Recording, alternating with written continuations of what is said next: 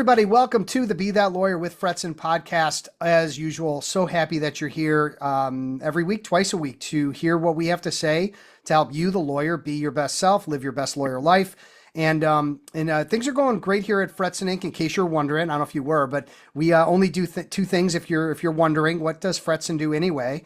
Number one is we have a very amazing full service coaching and training program. So there's actually a class that lawyers come from all over the world to come to. In addition to one-on-one coaching with me, I'm on full retainer, and that's like a package that people do. So if you want to take things to the next level, I've got people starting out in business development, and I've got people that are doing millions, but I'm able to find the gaps and find where there's even more money. And that's sort of my jam. And then of course, you guys know me as the Rainmaker Roundtable guy. So if you're already killing it at business development, you want to be a part of a Rainmaker Roundtable, peer advisory mastermind group with other ambitious lawyers, let me know that as well. You can email me at steve@fretzin.com. And enough about that, Bryan. I am not one to talk much about myself. So we're going to jump in and talk a little bit about you. Welcome to the show, man. No, I appreciate it. Thanks for having me, Steve. And thank you for everyone viewing in and listening. Yeah. And we have a mutual connection in Jared Correa, who connected us. And I'm a huge Jared Correa fan. Everything he does, I feel like I want to be involved in, or that I want to keep track of what he's doing, because he's just so prolific in the legal space. Yeah, Jared honestly is a mad genius. I like his approach of, no holds bar. He says it how it is and how it needs to be. And Yeah. whether that's, too strong, it doesn't really matter, right? Because he's driving the point across. And ultimately, that's what's allowed him and his clients to, reach the heights of where they're at now. So, yeah, big fan of Jared as well. Any moment I get to just pick his brain, I do. Yeah, I do that too. I kind of set time up with him here and there just to sort of say, hey, man, what's going on? What's new? And what can I help you with? What can you help me with? And I think that was one of the things that was the impetus for us meeting, is that connection and checking in with Jared. Let's also go with our quote of the show that you gave me up. It gave up for me. It's a John D. Rockefeller. We don't get him very often. Don't be afraid to give up the good to go for the great. And I wonder if that was the that was the Good to Great book that was written later on. But talk about that. Welcome to the show, and talk a little bit about why that quote is your quote of the show. Yeah, absolutely. So, being in the business that I am, which is outsourcing and staffing, it's all about being innovative. And as business owners, we tend to set out these procedures and SOP, standards of operations, where, we kind of get stuck in the same cycle because we see that it's working, right? But repeating the same things won't let you reach these new heights. And so while something may be good, getting past that fear, right, of innovation and the challenges that come with it and going through with it, man, that can reach unparalleled heights, right? And that's what I've seen. My background is in legal tech and now in staffing, right? I've been just diving into the legal industry from an operations perspective, and just what I've seen from other lawyers, right? And I've talked to thousands of lawyers at this point in time. If you're innovative, you'll grow. If you don't, you'll stay right where you are. Whether that makes you happy or not, that's up to you to decide. Yeah, I think innovative and ability to execute, because you can be innovative and creative and not execute, and you just stay where you are. You got to have and that's why you and I are in this, right? We're trying to get people to delegate, or trying to get people to take action to make the improvements they need to grow and scale the law practice of their dreams. And many of them just kind of sit in the mud by themselves, doing everything and complaining and but I've tried everything and it's not working, but they haven't really talked to the people who can help them get out of the mud and really start moving things forward. Absolutely. Yeah. So for everybody listening, Bryan Figueroa is the president of Shift 6 OS. And again, support staff for law firms, recruiting, and all different levels. I mean, that's been such a hot topic right now in the US in particular.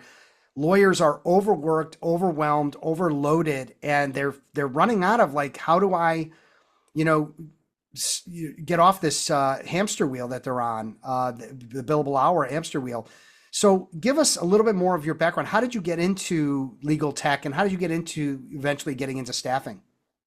So fresh out of high school, I went into restaurants. It just seemed like the right thing, right? I needed to get fed. I needed to make money. So that's how we did it. And around the COVID time, my now wife and I were traveling in the Philippines, curious enough, right? And when COVID hit, we came back.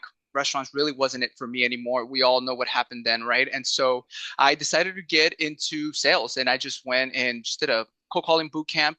I'm a little bit of a freak. I enjoyed the cold calling aspect of it. And then I just saw the market and wanted to get into an industry where there was growth. And again, I saw that legal tech was just exploding, right? Something happened in COVID where it made everyone wake up and realize, hey, we need to like actualize the legal industry, right? And so I got into PC Law Time Matters, and I was with them for a long time. I really learned, operations on that end. And then, after some time, I was offered the opportunity to head this company. And so here we are and hoping to do great things here, just like we did at PC Law. Yeah, really, really cool stuff. And one thing that we can't get to business development sometimes as lawyers, and I'm speaking for the lawyers I work with, without better time management and part of time management is effective delegating. And so, why do you feel like lawyers struggle with letting go and delegating? What are the hangups that you're seeing? Well, I think it really depends on what level their business is at, right? Okay. So I'll start with the solopreneurs. Really, when anyone's starting on the business, right, they're doing it for a couple of reasons. One, they want to be independent, right? They want to control their own revenue and their own future. Two is maybe they're disgruntled, right? And they've had a bad experience in the past working for somebody else and they think they can do it better, right? So when you have those situations and you form a new company, that's your baby, right? You don't want to give your baby over to anyone, right? You're very protective of your baby. And so as one keeps working in the business, and this happened to me with my own consulting firm, you don't want to let go, right? You're so worried that no one can deliver the same level of service that you can deliver. But ultimately, that's up to the business owner to control that, right? Because with the right standards of operations, the right training in place, the right vision, every single one of the team members that is hired, if due diligence is done correctly, will perform accordingly, will buy into the mission and will help push that forward. And now you don't have to pretend to be an expert around these different topics, right? Now Hmm. you can actually get an expert in these different topics to help you push your company forward in the areas that you have challenges in because that's just not where you specialize Yeah. in. Now, for mid-sized firms, it's a little different monster, right? Because when you have a mid-sized firm, sometimes there's different partners in place, right? There's old technology that you brought on from your inception of your company. And so I think one of those kind of there's mental roadblocks that one creates is that comfortability, right? Leading back to the quote and why I chose that quote is you're so happy with being in the good, right? You cannot see the forest from the trees at that point in time. Yeah. You're just happy you're performing, things are good, money's coming in. Can you be doing it better? Absolutely. And so that's kind of the what I've seen so far from at least mid-sized firms. Yeah. And so let's say somebody does sort of have their act together and they decide that, hey, I've got all this business coming in. I've got a great, website, like things are in good shape. And how do they know when it's time to bring in somebody, to start hiring an associate or to bring in a paralegal and to start looking to scale? What are the signs that you would say that they would have? Absolutely. So again, I'll break this down into two categories because, solopreneurs definitely operate much differently than a mid-sized or even a small law firm at this point Yeah, in time, right? yeah. With a few staff members. So for solopreneurs, my very first piece of advice would be recognize your strengths and weaknesses, right? If you want to work in the business, you probably don't have the right mindset, right? Because you should be working on the business and developing the business. And so as a business owner and operator, right, having your hands in many pots, that can create bottlenecks within your organization. That's why it's important to recognize what those are first to be able to create a plan. And that's actually my second tip on that, right? Have a plan. You need to know when you'll be able to bring someone on without going broke, right? And so having that budget set aside, right? What kind of organizational structure you want down the line? What kind of goals do you want to reach? That will really help you bring forward that plan, right? Yeah. Third thing is take inventory of your non-revenue generating tasks, right? As a business owner, you're going to have your business development front. Then you're going to have things that must happen in the business, but might not necessarily bring in money, right? And so being able to look at all of it, your non-revenue generating tasks versus your revenue generating tasks, right? As a solopreneur, you can hire someone to do these tasks at a less expensive rate than what your hourly rate is, Yeah. right? So So if the you idea, need, but the idea that like they're doing their own bookkeeping, they're sending out their own invoices, right? They're exactly. handling a ton of administrative tasks, right? Because they don't have an administrator part-time or full-time. Like these are some of the things that bother me because they're $20 an hour tasks or even $50 an hour tasks that they're killing their time half the day doing. Exactly, exactly. And that's that confusion of, being in the mud and not being able to see that forest from the trees, right? Yeah, Is you're just stuck in it because you don't know how to do it differently. And right. so that's why my third tip would be, just take that inventory. The fourth one is look for candidates who have 3 to 4 specialty areas or experiences that can help boost your firm, Mm. right? You don't want to get someone that's a jack of all trades per se, because you know what they say, jack of all trades, master of none, right? When you have that focus of 3 to 4 specialty experiences, right? You bring those people in. Now that's off your hands with the proper training, the proper standards of operations. Guess what? Now you have someone that's pushing just as strong as you are, right? So looking for candidates with 3 to 4 specialty experiences has been a game changer for us. That's actually how I hire for my internal team, right? Because I can't do it all as much as I want to do it all. So I need people with those experiences to push us forward. Yeah. I And want to where say the does mhm. and where does technology and process come in this scheme? And let's focus on just for the purpose of this conversation moving Yeah, forward. Let's forget about mid-market for the time being. And if you're a got mid-market it. lawyer, no apologies. It's all valuable anyway because maybe you'll go out on your own. This is good stuff to know. Right. Is it hire and get your team in place first, or is it get technology and processes for your people first? What's the order that people should consider scaling, and when do you bring in the different variables?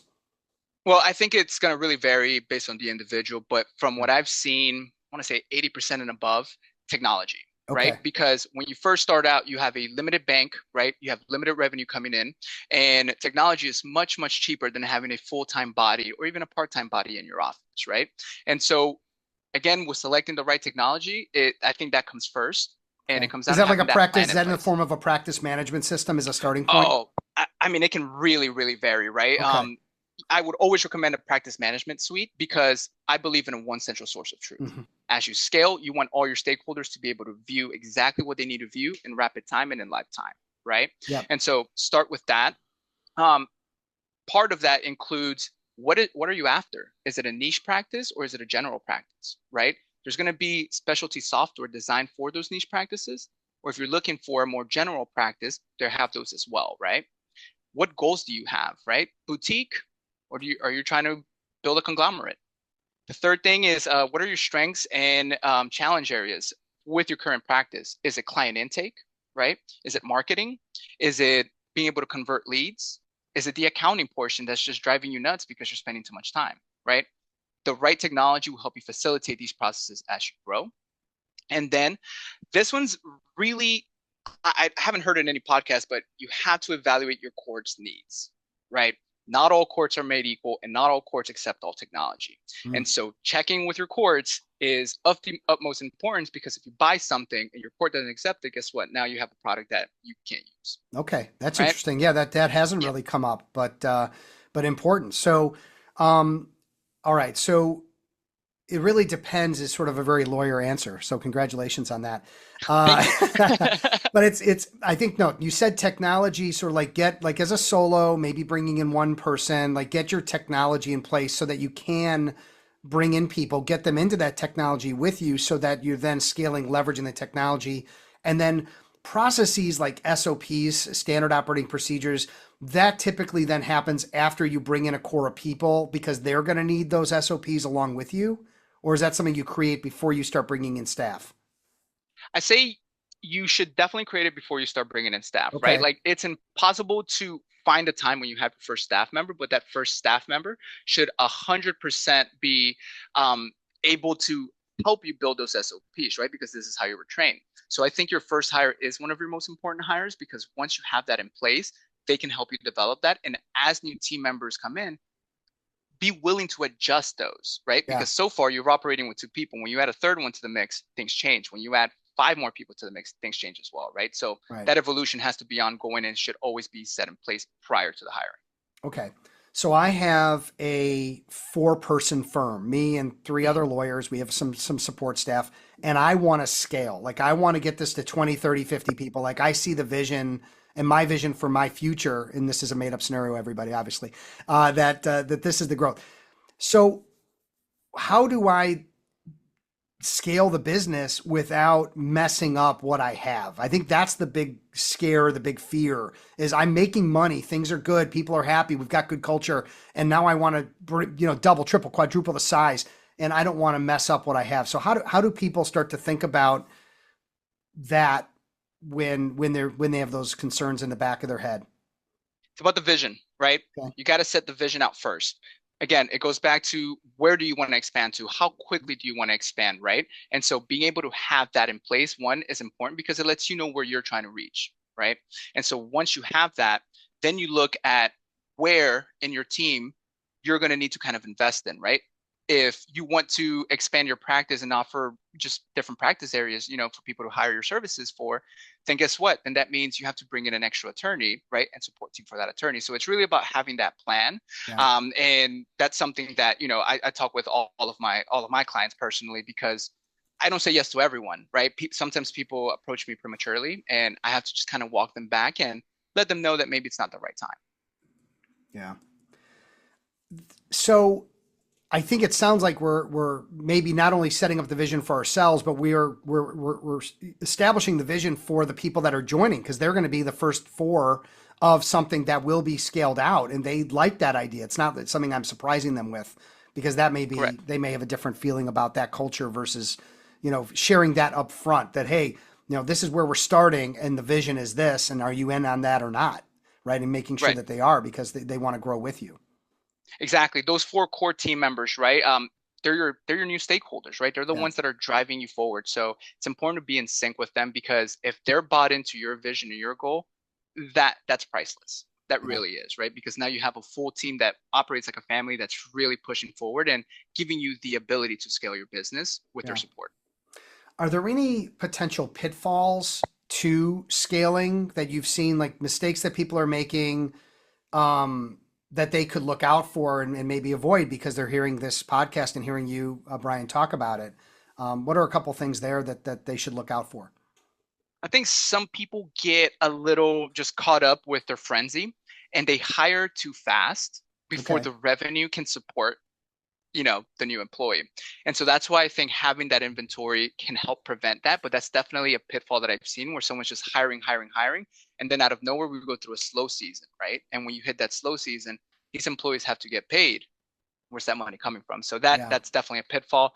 Um, Also, you have to make sure you can pay your staff without going broke. Because once you do have staff members, hey, not paying them is a quick way to have them not show up ever again, right? Yeah. Third way to avoid a pitfall or pitfalls that I've seen is not hiring the contractors, to your point, right? Like accounting. When you're starting out, your time is so valuable and that's a commodity we can't get back. And so not hiring contractors, not outsourcing, that has been a detrimental pitfall. Also, not incorporating the right technology, not doing the right research, or not bringing the right person with the right knowledge to help you navigate these issues. Yeah. That has been awful for people. And, it leads to them reverting back to pen and paper, Excel sheets like in the old days. And Yeah. that's just, we shouldn't be doing that. No. And I'll give a plug real quick to our friend business development because when we talk about cash flow, right? And having, 100 grand in the bank, 200 grand in the bank and not having to be on loans. Business development did that. That's what's allowing you to build up that cash reserve to make good decisions about scaling and when scaling versus being in debt doing it. So I think, that another reason you really want to, delegate away things that allow you more business development time because that's going to help build the sustainability for the future. And by the way, you want to be the rainmaker for the firm and have that, that's harder to delegate, right? To hire someone and say, hey, you're my new lawyer. I don't know how to do business development. You go figure it out or you go build it. That's not the way you've got you as the owner have to learn that skill. I believe. And then you could potentially teach it to the people you're bringing on. But ultimately you're the one that's on the line for the bills. With being an owner comes ownership. So you have to own every process of the firm, but owning it doesn't mean micromanaging it, right? And so it's a careful balance that, we're all learning every day. And I think as long as you keep working on it and have it at the very forefront of your mind, you'll be able to make the positive changes to make sure that you don't run into that issue. Yeah. So do you have any I want to get a little bit into staffing in just a moment. I have one question before we do that. It's around technology because I know that's your background. Are there some technologies, and I don't care if like I promote the Remarkable 2 and I promote Acuity for auto scheduling. And I talk about Lawmatics, right? Because I'm using them a ton these days for all different kinds of automations. In fact, I just sent out one for a event I'm promoting. And instead of having to send out 2, 3, 400 emails or send out a newsletter, this was a targeted email that was run through Lawmatics. Wow. So, and people just assume that I'm talking to them when in fact it was automated, but that's okay. Some of them figured it out. Um, so what are a couple of technology hacks or a couple of technologies that you recommend people look into to help them better leverage to scale? Okay. One is avoiding a disjointed tech stack, right? You want to make sure that all the pieces of technology can sync harmoniously with each other, right? Because when you don't have that very synchronized approach, then you could be missing data. When you have that central source of truth, you look at your entire firm, and when you don't, if you forget that you have an application, you'll never check that, and by the time you realize it, it'll be too late. So one Yeah. is the central source of Okay. truth. Two is well, these are more like plugs, right? Just because I've seen so many people do great things with these technologies. Plug away. I mean, If it's up to people to make their decisions if it's going to work for them and how valid it is. exactly. But I don't mind giving away this kind of information if it's going to help somebody say, "Oh my God," and they write that name down and then they get it and it like saves them a huge amount of time. Like, Right. let's do it. No problem. Right. So, I mean, if you're looking at things like lead generation or business development, I mean, the guys from Law Broker up in Toronto are doing crazy stuff with that, right? Yeah, I love Law So Broker. yeah, I met the team of Law Broker, both John and the CEO. His name is escaping me right now. He's going to hurt me later. But I met them 2 CleoCons ago, and we just stayed in touch. So they're doing great things. If you're a plaintiff attorney, right, and you're working on that solo just level and really don't have much assistance, look at programs like Anytime AI. I mean, they're able to grab an entire just 200-page document and summarize it in seconds for you. That's Yeah. automation, and that's how you get ahead, right? Then you have other technologies. I mean, I'm going to go ahead and say it. Clio, right? Clio allows you to achieve that central source of truth because of all the integrations in its marketplace. And so having that visibility, right? Having that vision, that plan will help put that all together. Yeah. And then, as I mentioned, just some automation tips, that I have found to be really effective is, having those auto schedulers in place, Hmm. not going back and forth trying to, and I talked to a lovely lady on a cab ride back from a Provisors thing. And we had this, I mean, I mentioned her about this. She was like, I hate that. I hate auto scheduling. Somebody's giving me the job of putting, of like going to their calendar. And then I explained it to her and I said, you can always offer that and dates and times, but ultimately I have found that I would spend about an hour a day going back and forth. Hey, Brian, when's good for you? When's good for me? You're busy, I'm busy. And so we're going back and forth like that. And it's really inefficient. So that's one that I really like. And then, as I mentioned, I use a Remarkable 2. I'm 100% paperless. So I have all my notes for this Wow. podcast right here on this tablet. Everything is backed up in Dropbox. Everything's in the cloud. Email myself notes. Like it's just so functionally brilliant. And to not have paper to deal with anymore is heavenly. So, and there's just so much. I would recommend checking out Charlie Uniman on Facebook. He's got a great Facebook group, or maybe it's LinkedIn. I think it might be Facebook, but he runs like the largest legal tech. I can introduce you, Brian, to him if you don't know him. Okay. Yeah, But that'd he be runs awesome. like the largest legal tech group in the country. So that might be a good inroad. Any other hacks or technologies, maybe even smaller technologies that you know are valuable? Yeah, definitely. I mean, even leveraging things like LinkedIn, right? LinkedIn has automated posts. So if you have a very busy schedule, set some time aside, 2, 3 hours, right, on the weekend and automate the post for the next month.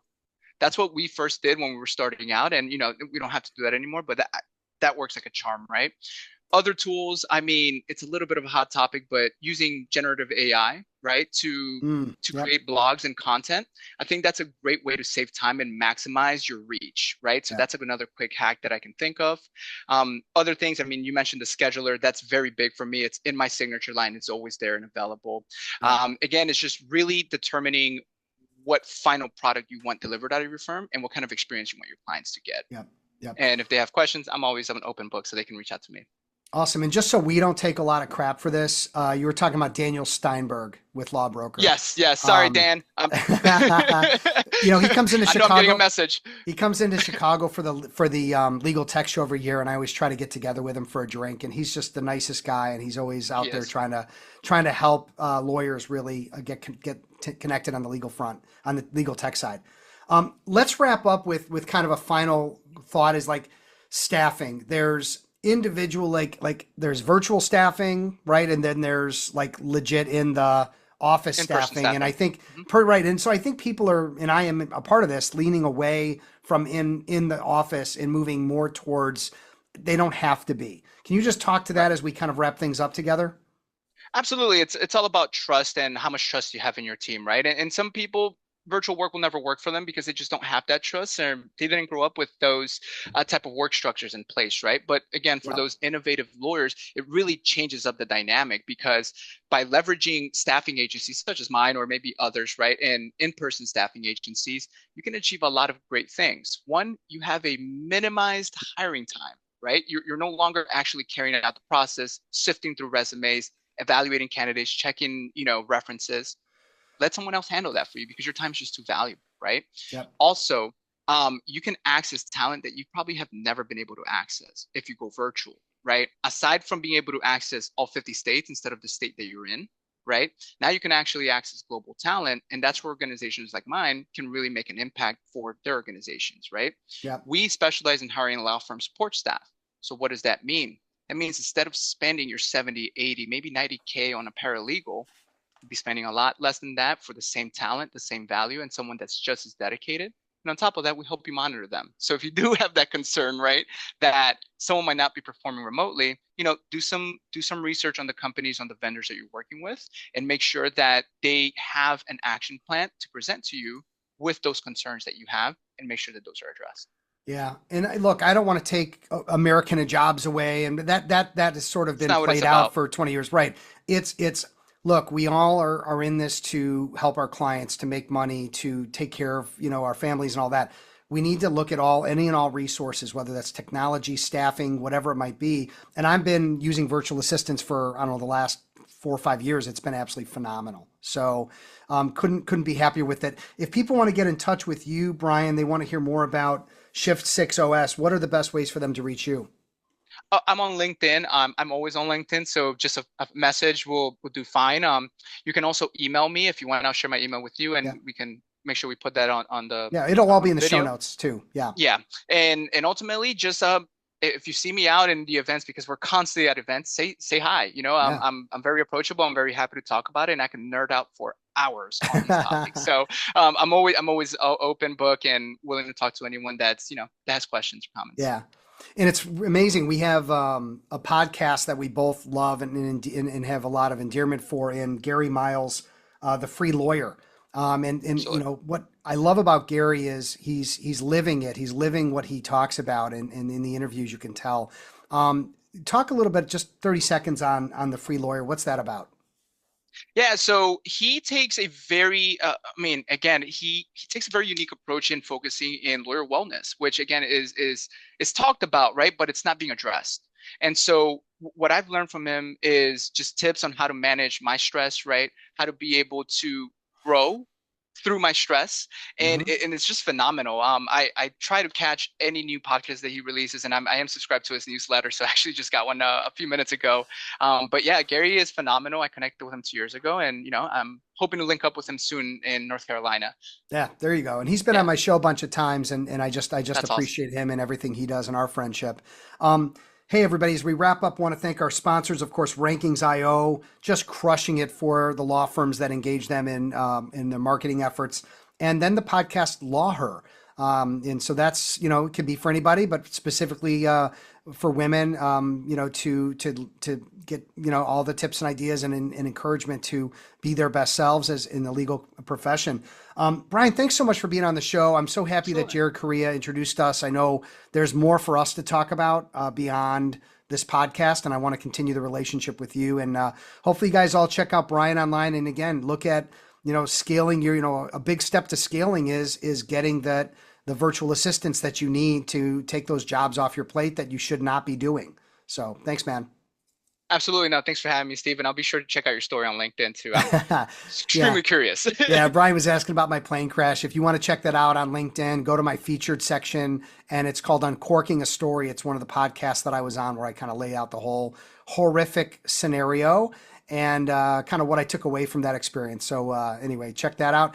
And thank you, everybody, for spending time with Bryan and I today on the Be That Lawyer with Fretzin podcast. We are here for your not only pleasure, but also to help you be that lawyer, confident, organized, and a skilled rainmaker. Take care, everybody. Be safe, be well. Talk again soon.